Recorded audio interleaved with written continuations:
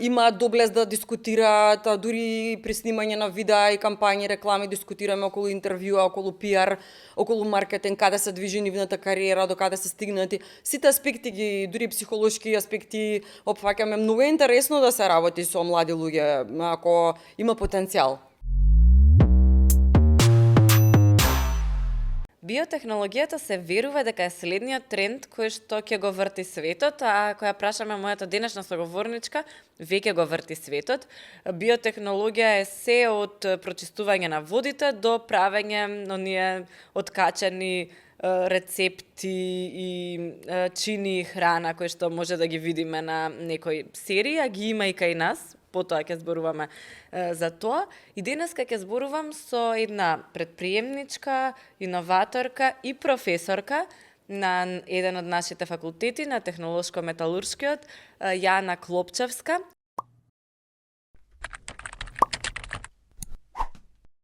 А секако и оваа епизода е создадена од Змај, а поддржана во делот на продукција и маркетинг од страна на AddValue. Се надевам дека ако ви се допаѓаме и ако сакате уште откачани теми да слушате заедно со нас, ќе стиснете subscribe. Велам здраво за професорката Јана Клопчевска. Добро дојдовте. Добро ве најдов, здраво. Од сега ќе продолжам на ти, затоа што не е прв пат да соработуваме. Јана, што го врти светот? Биотехнологијата.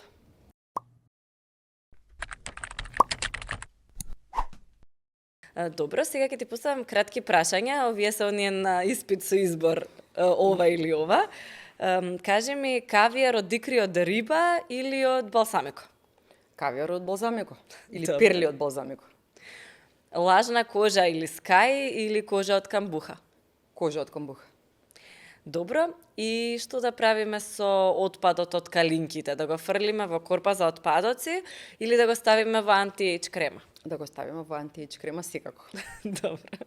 Мислам дека е ова интересно за старт. Ќе ги објасниме малку овие прашања понатаму и што се случува со храната и со технологијата кога ете еден научник игра на полето на предприемништвото. Ти веќе долги години подготвуваш многу интересни настани заедно со своите студенти и од една страна им даваш можност да си заработат додека студираат, што е одлично и мислам дека на сите студенти им треба тоа, и тоа да го направат баш врз база на тоа што го учат преку молекуларна гастрономија. Објасни ми малку што е поточно молекуларна гастрономија. Тоа е еден дел од гастрономијата, каде што храната, да речеме, се претвара во никаква се и друга форма. Не е вообичаена за нормалното конзумирање на храна. Може би е најинтересниот дел од прехранбената технологија и од биотехнологијата комбинација заедно, бидејќи е некако вид на дизајн на храна, се изразуваме уметнички, го ја изразуваме креативноста со колеги од студии, со технолози. Од вчерашното искуство баш дискутиравме, а ова е најубавиот дел од нашиот факултет. Меѓутоа не секој го сака, не секој го може, ама е многу интересно. Малку и шоу, нели? Да. Правите, не знам, алкохол во гасовите, во цврста форма. Се шмрка алкохолот. Леле. Добро. Влегува директно во крв, па брзо можеш да се опијаниш, па некако така интересно. Треба да се внимава, Треба да се внимава многу. Многу со молекуларна гастрономија, само со присуство на родител или на професор. Не е намената за деца, ама исто така и начинот на служење, начинот на кој што конзументите, consumer experience, како ја доживуваат, од каде ја наоѓаат, дали од озгора ја земаат, дали некаде е скриена, дали на зеленило послужена. И тоа е интересен момент, значи искуството и експириенсот она што го доживуваат е многу убаво да се види. Добро, и не се работи само за алкохол, туку баш и храната често не изгледа како тоа што е, затоа што на некој начин со помош на вашата магија е претворена во нешто друго. Нели? Како да. ова што денеска ни го донесе тука. Денеска ќе видиме интересни, некој пат да речеме еве поставени фотографии на изгледа жолчка од јајце, меѓутоа тоа е сок од морков или оптички не изгледа различно, па луѓето имало моменти кога што сме правеле тим билдинг за компании, кај кои што менаџерите сакале буквално да погодат и да напишат ова е тоа, некој сгрешил, некој не, меѓутоа многу е интересно. Да. Сепак повторно експириенс да се погоди леле што е ова. Многу откачано. Таа игра и сега ќе играме затоа што ти одби да ми кажеш што е ова што ќе го пробам и сега ќе пробам јас да им објаснам на луѓето додека пробувам да видиме дали ќе препознаам. Само момент, да не се доближувам Мислам да се потрудиш. Ќе се потрудам. Ова е нешто што изгледа како бисери со злато и нели малку потсетува на нешто што е прескапо за да се јаде, ама сепак затоа што ме убедуваш дека не е така, еве сега ќе пробам. Солено е. Добро. На што те потсетува мислам крајниот да речам тест? Има алкохол? Не. Добро. Не, значи не погодив. На граф? Не? Има? Тука се негде слично. Во молекуларната се работи доста со скроб. Значи, многу видови на скробови. Како? Компир има? Не, компир, ама е слично. Скробот се изолира од едно малезиско растение, се нарекува саго. Добро. И тоа е слично на тапиока. Знаете, оно bubble tea, што е интересно Да. и популарно? Да. Тоа се истите, да речам, сфери од bubble tea, меѓутоа друг вид на растение, ама се користи истиот скроб. Сега тоа Има ќе и го погодиш. нешто. Ова е благо, ова е нешто од овошје, некоја слива, нешто такво. Ананас. Ананас. Добро, за малце. За малце. Многу е кул. И ова златово е веројатно Јадливо злато, јадливо злато, златово тоа прав. сум го видела. Предобро е.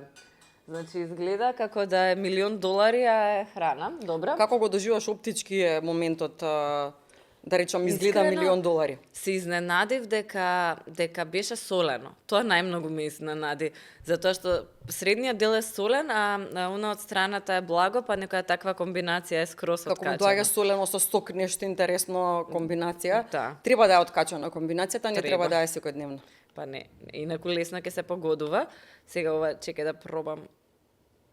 Малце. Ајде ова црвеново прво. Леле. Ова е цвекло. Да. Тоа се Така и свири си од цвекло, течност. Да, ама изгледа како баш како течност, да. Се нарекува реврзна сферификација и течноста добива една ципа и пука во уста. Значи, кога ќе се внесе со лажичка директно во уста, Целосно. треба да експлодира. Ја го експлодирав тука. Ова е како некоја палачинка од Тоа е еден вид на кожа од желатин и бело чоколадо со глицерин, затоа што глицеринот му дава една мазивост и е благо. да, желето е солено. Желето е солено, младо сирење, саго исто, ситни топчиња, значи различни се крупните и ситните. И имаме уште тука, еве да не те терам да погаѓаш, паста од ориз со добро. злато и кандирано овошје. Тоа ни е познато како нудлс некој. Како нешто нудлс, слично. меѓутоа во нудлсот внатре има микрогринс и љубичици јадливи. Добра. Затоа изгледа вака шарено веројатно. Да. Изгледа Добро, ќе го интересно пробам. и оптички и на вкус. Многу интересно, не очекував дека овие работи имаат ваков вкус. Очекував дека некогаш, не знам, желето, очекував дека ќе биде благо, а е малку соленкасто. Додека кај перлите бев 100% убедена дека е нешто бело чоколадо, ама беше скроп. Да, желето може и солено, интересно. ако земеме во предвид пачан или солена, е некој вид на желе. Да. Постојано се смееме, некој што најдобра пача правиш. Има и такви коментари. Да, да. Имало и такви коментари. Најдобра интересно. пача не е ни од месо. А не од месо, не користиме месо во храната.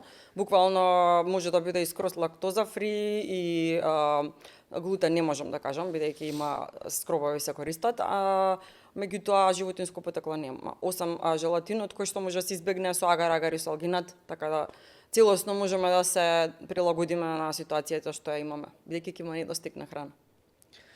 Тоа сакам да прашам. Ова се убаво изгледа, луксузно, интересно, ние си го користиме за еве вака да се изненадиме малку на момент што јадеме, ама колку ќе помогнат и колку можат ваквите технологии да помогнат во делот на недостиг на храна, во делот на замена на одредени типови на храна, во делот еве на замена на месо, ќе зборуваме за замена на кожа и така натаму, затоа што веќе на вистина многу население имаме и мораме да размислуваме како ќе му ги задоволиме сите потреби од нутриенти и сето на што е потребно да се внесува.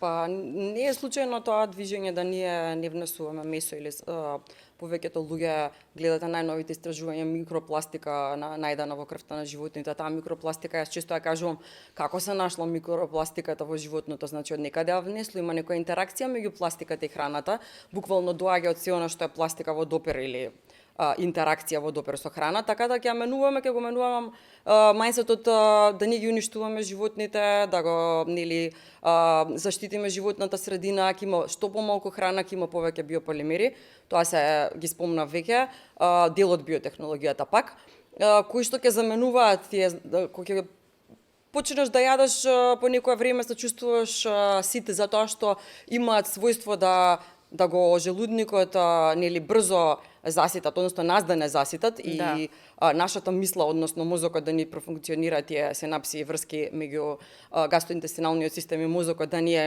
кажат сега сме брзо сити.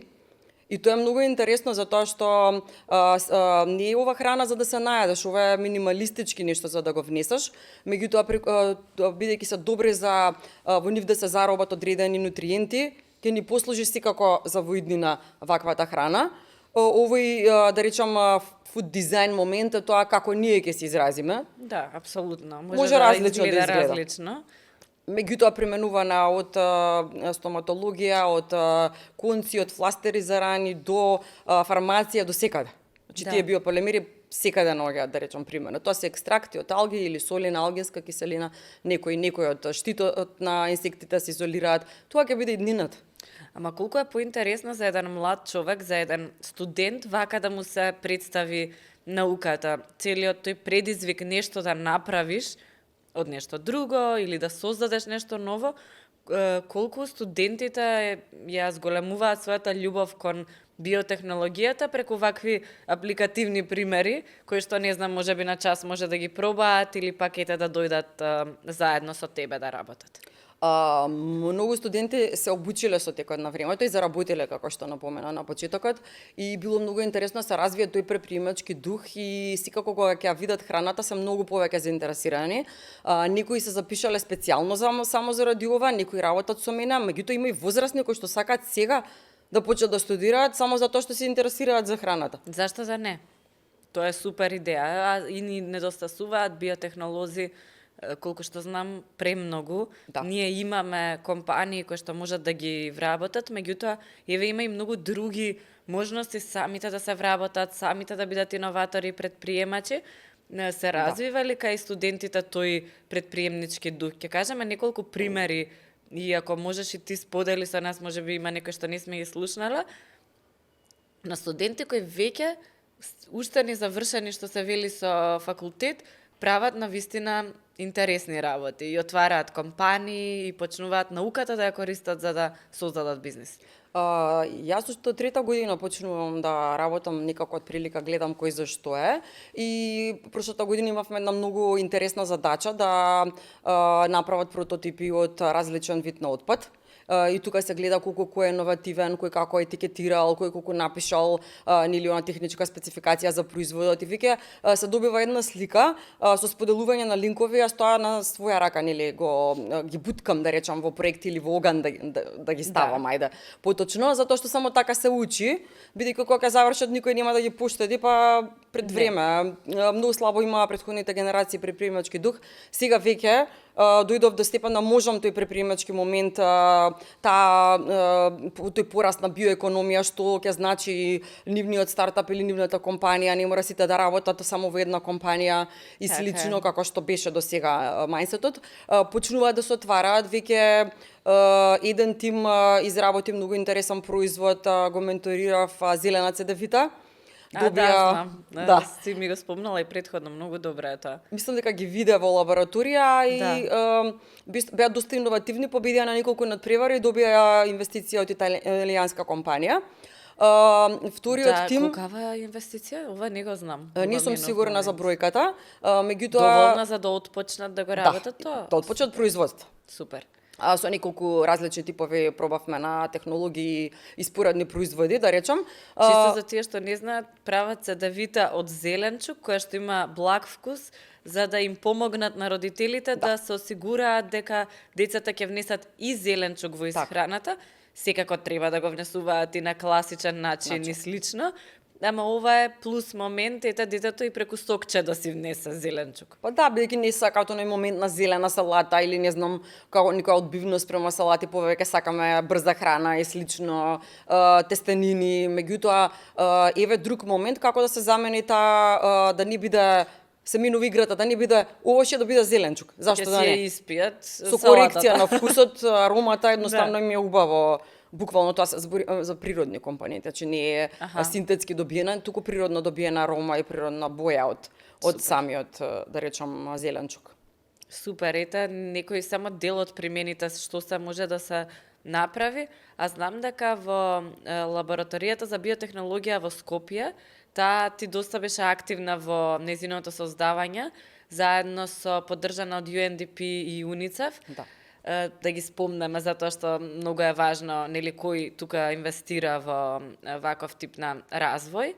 Заедно со студентите и заедно со сите оние стартапи кои што доаѓа, развивте 30 прототипи за различни производи од отпад од храна. И дел од производите искрено за мене се изненадувачки, а мислам дека и за светот, затоа што тие прототипи потоа отидоа во канцелариите на ЮН во Њујорк. Така, Да. какви се производи развивте? Не мора за сите, ама еве барем некои најинтересни вака што ти оставија впечаток. Па проектот почна ентузијастички некада пред корона.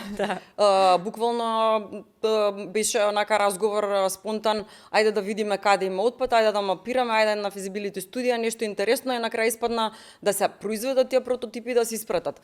Не очекувавме дека ќе ги задржат и ќе ги стават во ЮН канцеларијата во Њујорк на изложба. Тоа беа наменети за периодот на корона, затоа што беа повеќе распрскувачи за простори, дезинфекциони средства за раце од отпад од портокал, отпад од кафе и отпад од чај. Тие три ги работавме, бидејќи природни, затоа што знаеме што ни се случуваше на рацата. Знаевме да бидејќи ни фалеше оној момент на социализација по кафичи и слично како што е културата наша, па рековме ајде од хорека да видиме она што можеме најбрзо секој ден кафе, портокал, сациди и слично. Ги искористивме најбрзите суровини кои што ни беа на располагање, па имаше и репеленти во вид на свеќи, да речеме за инсекти да не доаѓаат летно време во просторот каде што си и слично. Многу интересни суплементи од кора од портокал кои што во продавници за здрава храна може да се најдат. Анти-ејдж креми од калинка, мене тоа ми беше едно од најоткачените работи, дека практично нели оние креми за С витамин што ги купуваме, серуми и така натаму, зошто да не се користи отпадот од калинка? Нели некако вака едноставно, ама треба ти текне. Сега, отпад не суровина. Суровината од калинка, 20% е плодот го јадеме, меѓутоа 80% таа е стартно економски добра за веќе да имаме еден добар производ. Направивме прототип со матични клетки од портокал, благодарение на наши соработници кои што ги обучивме во таа лабораторија. Меѓутоа дојдовме до степен од идеја до реализација, до формирање, до отварање на лабораторијата, до лабораторија за граѓање, кај што секој ќе донесе материјал и ќе рече еве на што може да се што можеме од ова. Така почна и делот со отпадот од чај и комбуха. Ајде зашто да не комбуха? Првиот прототип направен на биохакатонот кој што го организиравме со донаторските агенции или двете што ги напомена. Така има девојки кои што прават еко кожа од комбуха. И јас сум слушнала вака и од нив дел и слично дека дури дома онака си одгледуваат за да бидат сигурни дека ќе имаат материјали. Многу се ентузијасти во тоа што го прават, а сега ти ми кажат дека веќе отвориле компанија и дека се решени тоа да го тераат како бизнис. Да, и го заштитија бизнисот, мислам тоа е веќе дојдено. Ние почнавме исто така на биохакатонот, меѓутоа под мое менторство бевме, да речам, сите ентузијасти. Јас знаев дека ќе се случи тоа, нормално бидејќи се трета година беа исплашени, меѓутоа сега не се, сега се веќе преприемачки, да кажам, или преприемачи влезени во тој стартап свет, каде што ја произведуваат кожата, веќе се договараат количини, знаеме цени на метро, се произведува, таа е проверена на сите температури, ја горавме, ја палевме, ја смрзнувавме, транспортиравме секаде, ова како на Топшоп кога покажува нешто супер. Баш како на Топшоп беше, меѓутоа моравме да видиме до каде стабилноста ќе се движи. Дури најдовме решение за оној сјај, висок сјај да има, што значи дека таа веќе може да се произведува некои фенси Тачни чевли. Да, буквално. Еве, чевли, ташни новчаници и слично. Се договара со компании со работка, се оди на регионални надпревари, јас верувам дека ќе бидат победници на тие. Јас во ниеден момент не им реков нема да победите. Во секој момент беа ќе победите. Да, дури некогаш е добро да се изгуби, затоа што таа, да кажеме, меѓутоа многу е важно да се биде дел, да се верува во идејата, ама сме забележале дека некогаш кога некој само победува, во моментот кога ќе изгуби, разбира дека може да го подобри бизнис моделот. Така. И тоа може да биде многу добра школа. Во секој случај треба да се обидуваат, ама во овој случај многу победуваат, многу луѓе го препознаваат нивниот производ како производ со сериозен потенцијал. Кажи ми колку е тешко после во следната фаза да се најде тоа финансирање како кај цедевитата од Зеленчук и тука за да може да се отпочне еден бизнис, да може да се направи маркетинг, да се стигне до одредени пазари и сето тоа што е потребно, нели, за да го развијат како што треба. Со овој концепт замената за кожа или природна кожа, замена имаме за пластика, замена за све, бидејќи нели знаеме што е реперкусија од таквите материјали. Како што спомнав, тука беше не беше тешко да се најде инвестиција, бидејќи се знаеше точно што е каде ќе се оди, на кои повици ќе се аплицира, како ќе се представуваат на тие повици, од целокупната презентација, кој ќе збори едно, каков ќе биде пичинго, дали е 5 минути елевейтер пич, дали ќе се представуваат, да речеме саат време, каде ќе одат, на кои надпревари, дури аплицираа за многу голем проект, каде што се големи финансиите, финансирање од Европска унија. Се надевам дека ќе добијат на регионален надпревар. Не беше тешко да се добијат финансиите, бидејќи се знаеше целта што е. Ако е добар продуктот, многу е полесно да се финансира, веројатно. Да, и не им е проблеми да не победат, да си ја подобрат технологијата, работат на тоа, на big scale да се направи, имаат доблест да дискутираат, дури при снимање на видеа и кампањи, реклами, дискутираме околу интервјуа, околу пиар, околу маркетинг, каде се движи нивната кариера, до каде се стигнати. Сите аспекти ги, дури психолошки аспекти опфаќаме. Многу е интересно да се работи со млади луѓе, ако има потенцијал. Не секој може да го прави тоа, меѓутоа... Ама важно е, ова е многу битно прашање што го спомна, дека многу е важен мајндсетот, начинот на кој што размислуваш во даден момент да немаш и бернаут, затоа што често луѓето многу навлегуваат во тоа што го работат кога го сакаат, кога е нивен бизнис. Така што добро е што ете како професор, претпоставувам и како мајка, се грижиш и за тој сегмент да нели им биде на право место размислувањето кога го прават. Па да, најбитно е бидејќи имаат доблест да излезат од комфорт зоната. Значи нив не им е комфорт зона бизнис. Јас тоа се обидувам со генерација да го направам, излезете од комфорт зоната, што е бизнис план, ајде да видиме математиката дома и на пазар дали е иста. Ајде да видиме како ќе ја зголемиме, подобриме биоекономијата во државата, што ќе направите во регионот, каде се другите стартапи во однос на вас и компании, анализа на конкуренција, анализа на пазар, веќе се учат на одредени работи кои што не им биле згодно да ги научат. Па сигурна сум дека не им било, ама мислам дека многу често се зборува дека еднината е интердисциплинарна и не може да знаеме само едно нешто, туку мора да кажеме да имаме повеќе познавања од повеќе области. И каде и да се оди веќе и сите што се бават со наука на помодерен начин, зборуваат за важност. Еве Виктор Стојковски беше пред некое време, тука баш зборуваше за тоа дека немаме веќе луксус да знаеме само едно, туку мораме да гледаме пошироко ако сакаме да одиме напред, нели? Треба да ја гледаме широката слика, и многу е добро да ја гледаме широката слика, бидејќи со тоа гледаме што ќе се случи однапред. Јас секогаш сум ја гледала широката слика во некој си временски период од 3 години пред времето. Да речам во 2016 година, сега сме 24-та, зборев за инсектите. Да, ми текнува.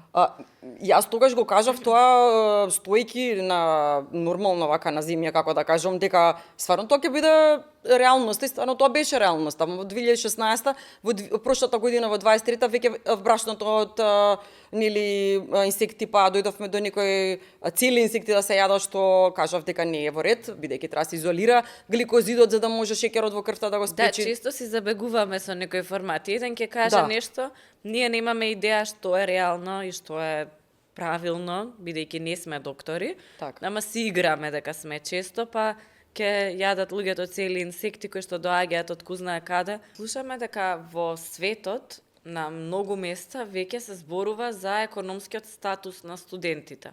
Затоа што многу млади реално не можат да бидат издржувани од нивните родители и често се одлучуваат да не студираат, па факултетите наоѓаат некои формати каде што ги ангажираат на интересни проекти, ги ангажираат вака во некои бизнис формати, професорите си ги вработуваат уште додека студираат во своите бизниси, оние што ќе ги приметат.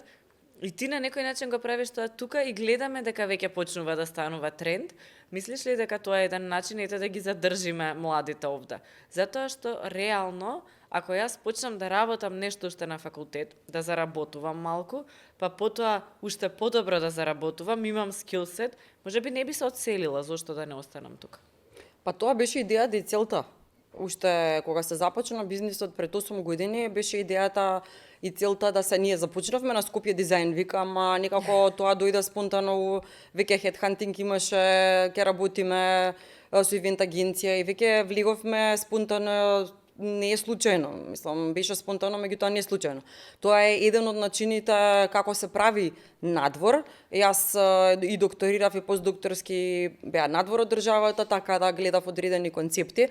Многу ни се мали можностите да ги вработуваме, меѓутоа можеме преку проекти да ги платиме, нели како поединци професори да ги плаќаме на проекти, мои колеги исто ги вработуваат. Сега има различни концепти, дали се работат на научни истражувачки проекти, па заработуваат како дел од плата од проектите, а ова е еден апликација, заработуваат преку апликација со нивното знаење, веќе учат и customer care, и односи со клиенти, и организацијски моменти се тука во прашање.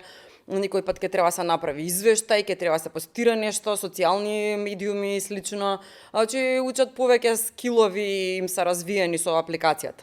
Не е само аналитичкиот момент и научниот момент, туку и апликацијата е интересна. А позади ова стои наука, сме правели научни, да речам, моменти и дипломски и слично на темата. Базирани на молекуларна гастрономија, на ова што ние сега го пробувавме, значи има научни трудови, за тоа супер. Веќе науката не може така изолирано да се гледа. Истражувања често прават научници од комплетно различни области, каде што се спојуваат заедно и тогаш доаѓа до најдобар резултат, најинтересен и не знам, groundbreaking, македонски, можеби некој подобар термин има, за да откритија кои што нели на сите ќе им бидат корисни.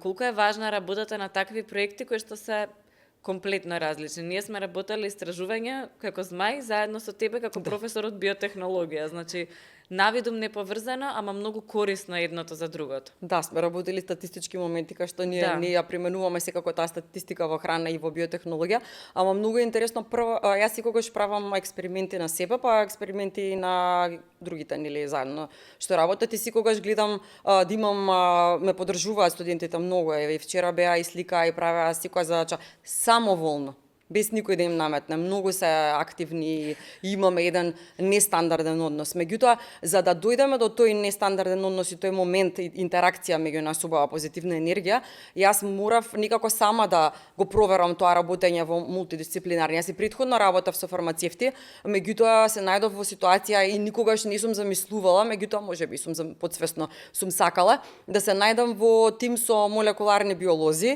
и работев молекуларна биологија или канцер терапија во. Тоа ми беше едно од прашањата, супер што го спомна.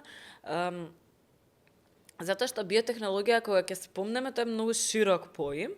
Меѓу другото, покрај овие убави работи што ги гледаме тука, правењето на функционална храна и слично, најмногу се користи практично и најмногу е прифатено и општата јавност го користи и да не знае, бенефитите ги користи од биотехнологијата во медицината.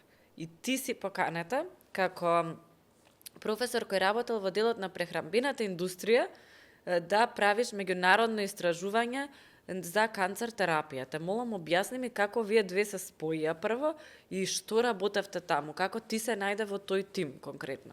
Во Швајцарија или во Шведска? Не, Салцбург, Австрија. Австрија, окей. Јас предавам фармацевтска технологија и ова што го проба се технологија на биополимери, некако ми се спојуваат тие две гранки.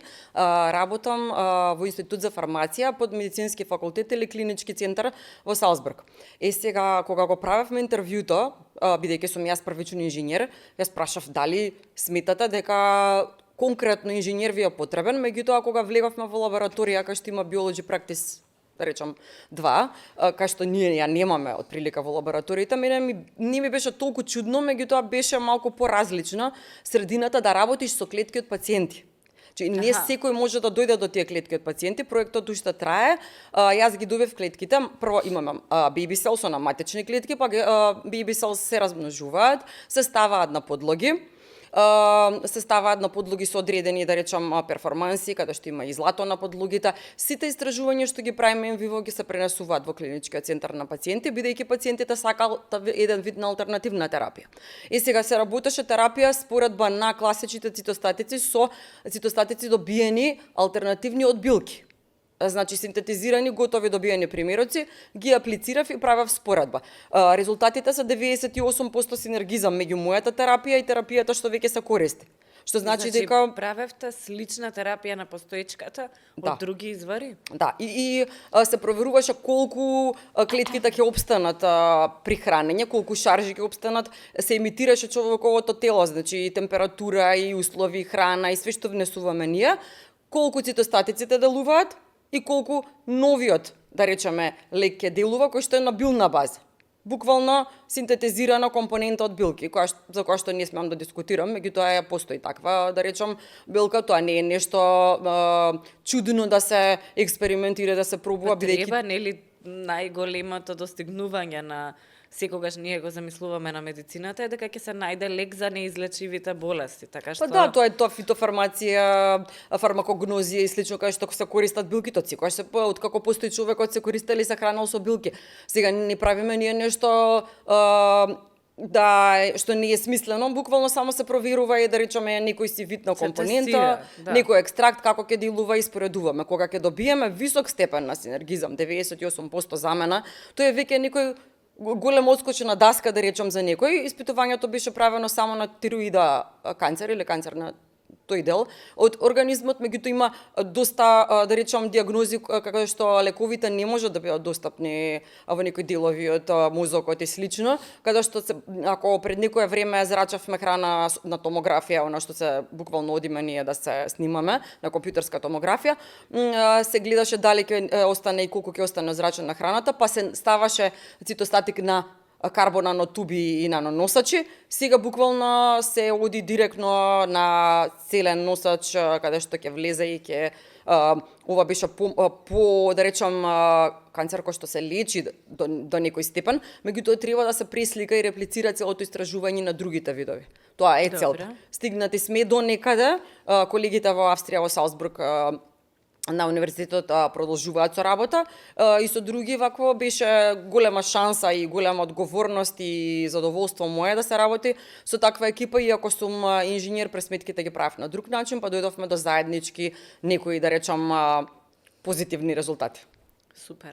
Супер што во оваа настока, значи се спојуваат различни луѓе, затоа што некогаш некој може ќе даде, кој што доаѓа од друга област, ќе даде поинтересно решение на проблемот, што може ни било пред носа, не сме го гледале, иако за ова конкретно за терапиите со канцер верувам дека се истражува, затоа што многу научници во светот, нели, токму кон тоа целат, да најдат лек кој што делува повеќе типови на леки слично и драго ми е дека си работела во тој дел. Сега, најчесто нашите научници за да работат на вакво истражување меѓународно, треба да отидат некаде во странство. Дали мислиш дека и што ни недостасува како држава овде да правиме некои истражувања? Значи, дали се тоа, не знам, институции на кои што повеќе ќе им веруваме, повеќе инвестирање во наука. Што е тоа? Не само државата, може и приватниот сектор да поддржи, може и вие како научници и научна фела да се борите повеќе за тоа, што е потребно за Скопје да стане центар каде нешто се случува. Само да се навратам, интересно ми текна анекдота за претходната дискусија. За време на тие постдокторски студии или престој, да речем, дојдов на факултетен ден и викам, ќе ми даете ли мене суфлет? И сите ме гледаат никако чудно, што ќе правам јас евент, викам, за таа и таа компанија. Пак ме гледаат чудно. Како сега дојде нас и тука ти да истражуваш што е, и им покажувам слики буквално молекуларнава храна како изгледа и беа запрепастени, ама онака моментот беше, значи тоа мора да излезе, некако и во тие докторски студии беше на некој начин два пати со два ивенти направена молекуларната храна, презентирана како нешто македонско што го правиме, нели македонски бизнис презентиран. Не беше само таму, имаме неколку интернационални ивенти направено, меѓутоа многу беше интересен моментот, одам на постдокторски и викам, ба ја имам утре шоу. На австрици тоа да им го кажеш малку ми е нејасно како си толку мултитаскинг. Ама ние мораме да бидеме мултитаскинг. Ние се снаоѓаме. Мајка. Преживуваме, да, и тоа е тоа. Меѓутоа што ни фали тука, имавме нели проект прошлата година, се сеќаваш многу добро да ги представиме новите технологии на народот. Значи треба верување, буквално верување во наука. Да се знае што стои позади науката и во соседите во регионот. И кои, да. Гледам Србија, веќе напоменам како што се држава верува доста во наука, доста се отвара према наука, се аплицира науката, постојат национални проекти кои што не постојат кај нас. Не е само на научно-истражувачки проекти од државата. Научно-истражувачки проект може да спроведе исти која компанија, ние работиме со прехранбениот сектор, работиме со биотехнолошките компании, фармацевските компании што постојат. Многу интересно дека треба да се верува во тоа што го правиме, дека новите технологии не се некаков баук или нешто што не е прифатливо, тоа е само решение на некаков проблем. Иновацијата е решение на проблем. Да. Практично и нашиот животен век е толку многу продолжен благодарение на некои нови технологии што некогаш се појавиле. Можеби ние сега ги сваќаме како, нели, ќе си се напие шапче, ќе ти помине за нешто кое што може да е многу проблематично, или веќе знаеме кој чај како ни делува и ако билки се користат, ама во даден момент тоа било нова технологија која што допринела за да се спасат човечки животи, така што јас исто мислам дека не треба да се плашиме, меѓутоа треба да се препушти на научниците да не заштитат на некој начин и да има дефинитивно добра контрола сето тоа, ама дека науката може да ни донесе решенија, а и како држава би интересно звучи. Верување и љубопитност. Многу љубопитност треба да постои за да се работи ова се. Та викаат дека научниците се деца секогаш. Да. И секогаш ќе бидат деца и моето мото е учиме додека сме живи, дефинитивно е така. Да. Затоа што ако излеземе од тој контекст дека сакаме да бидеме мрзливи, дека не сакаме да сме љубопитни, нема да ни се движат работите во посакувана насока. Ќе биде статус кво. Да. Добро. Јас се слагам целосно со тебе и мислам дека вакви професори како тебе се повеќе има и важно е да ги слушаме и да нели на некој начин поставиме науката таму каде што е местото, да биде привлечна за многу луѓе, меѓутоа и да ги потсетиме какви се решенија може да ни даде.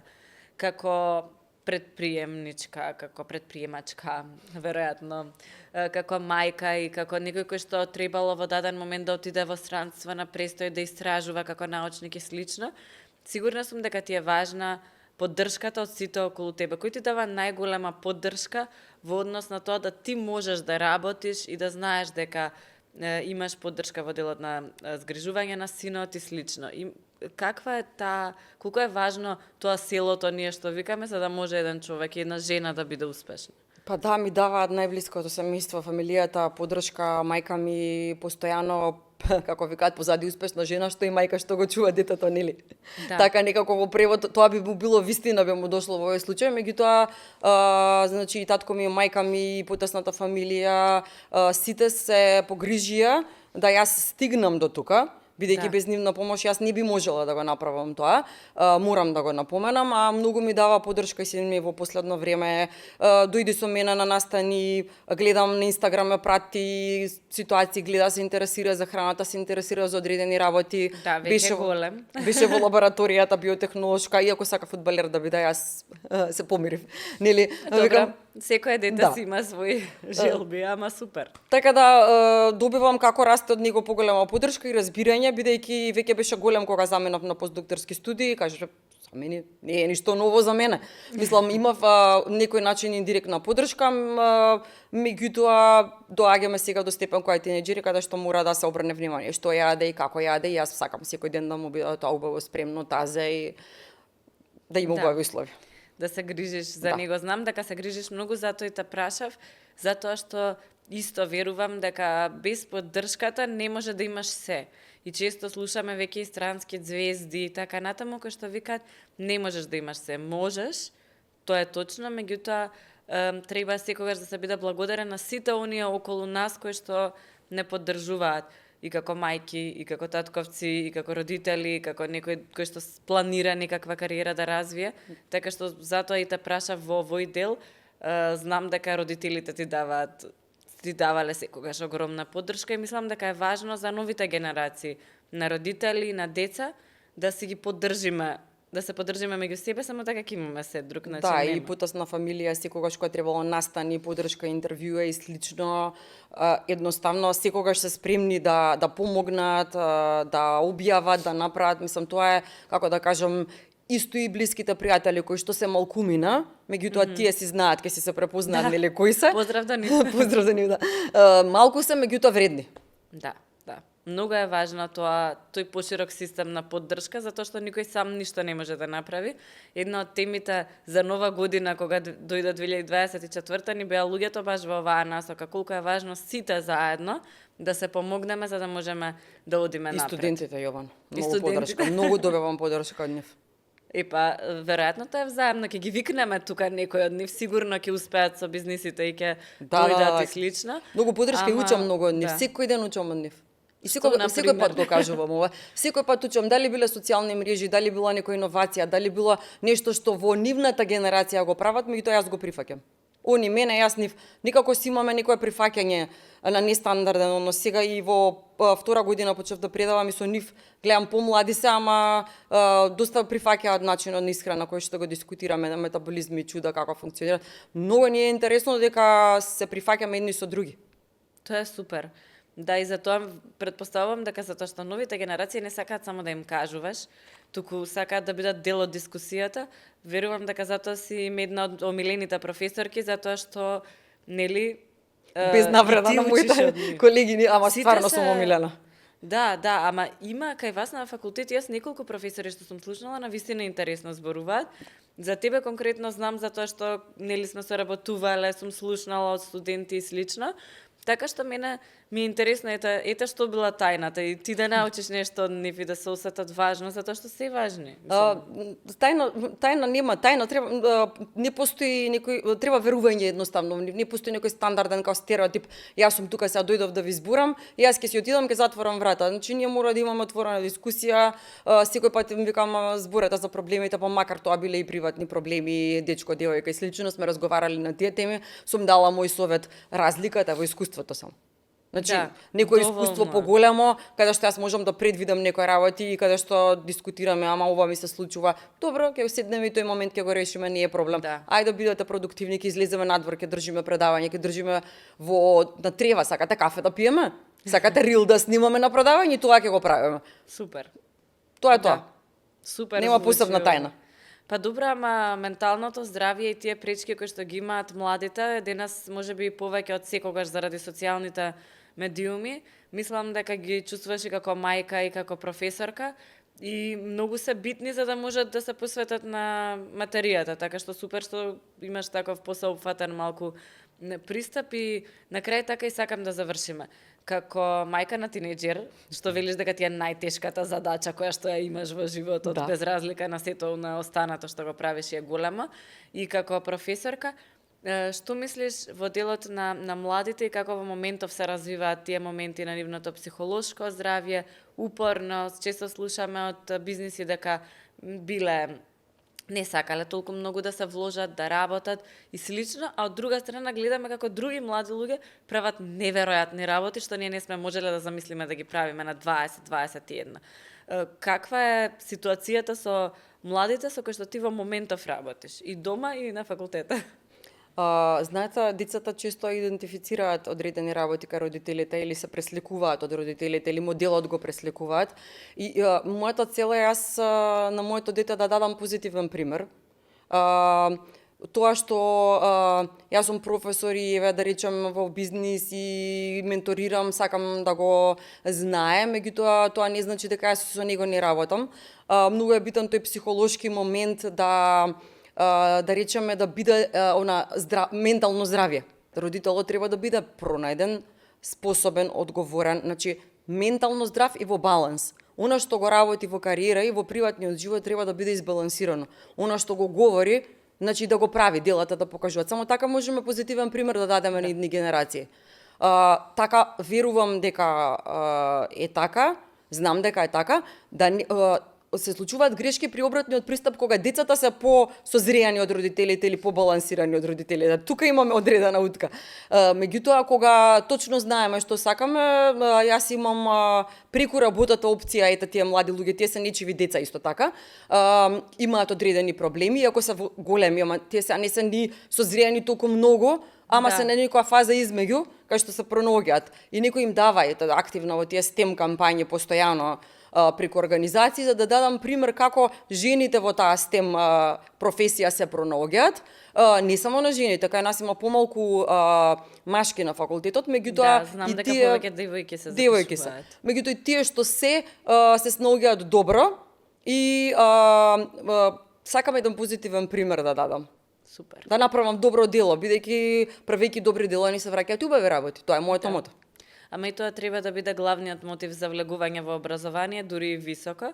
Ти благодарам што денеска си разговаравме за овие теми. Сакам секогаш да завршиме со она што е личното, она што е дома и врските со луѓето, затоа што верувам дека во успешноста на еден човек сето тоа си има влијание. Нормално личниот карактер е прва работа, ама и сите други може да не поддржат. И јас ти благодарам покрај сите други проекти што ги имавме и овој убаво го завршуваме и секогаш ми е задоволство да бидам твој гостин. Исто и се гледаме пак. Се гледам.